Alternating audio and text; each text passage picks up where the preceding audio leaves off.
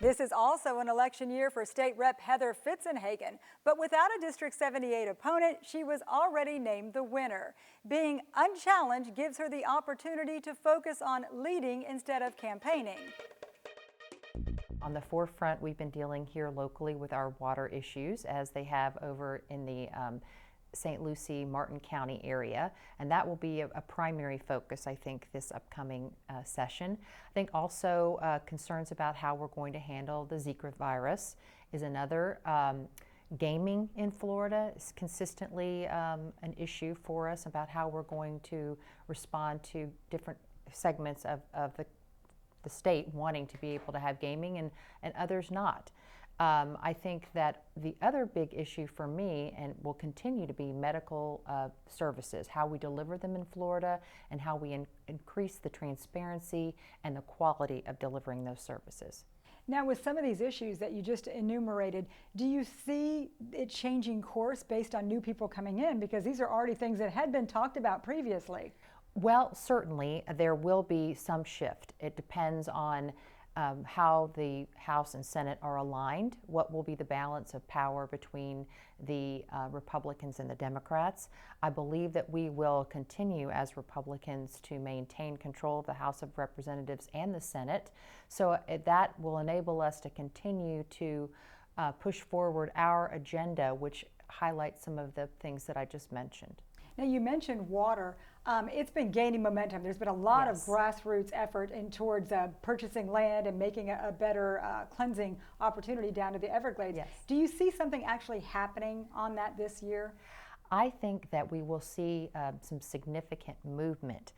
When you say something happening, I think the first thing we need to do is to continue to develop a plan that we can add to the existing ones that we have. We have the C43 and C44 reservoirs.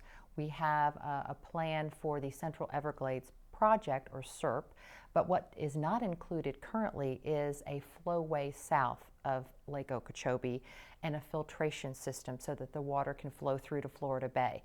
So I think if we can address that so that that is included in the plans that we have, and then try to allot the appropriate funding, then we will have made a significant step.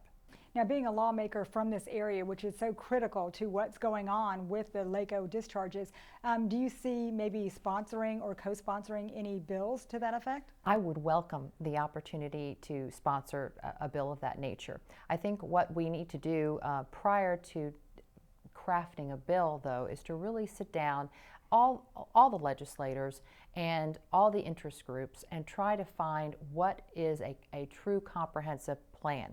Because not only do we have to address the discharges from Lake Okeechobee, but we still have to address the sheet flow and the nutrients that are loaded into that water that come from up in the Kissimmee Basin. Sure, that causes blooms in the first place. Right, so can we address the blooms at a local level with some type of technology or biotechnology?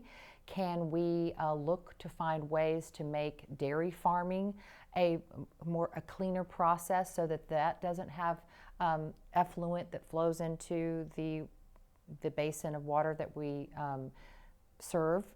Or the other thing is, can we look at what we can do for septic tanks? These are all smaller components of the problem, but always very important ones. So we have to look at all those problems. I guess when you look overall, our democracy is really dependent on the input from the people going out to vote. Without question, it is. And so I would really like to, more than anything, encourage everybody to get out and vote this primary season, and then again in November, because we all have a stake in what's going on.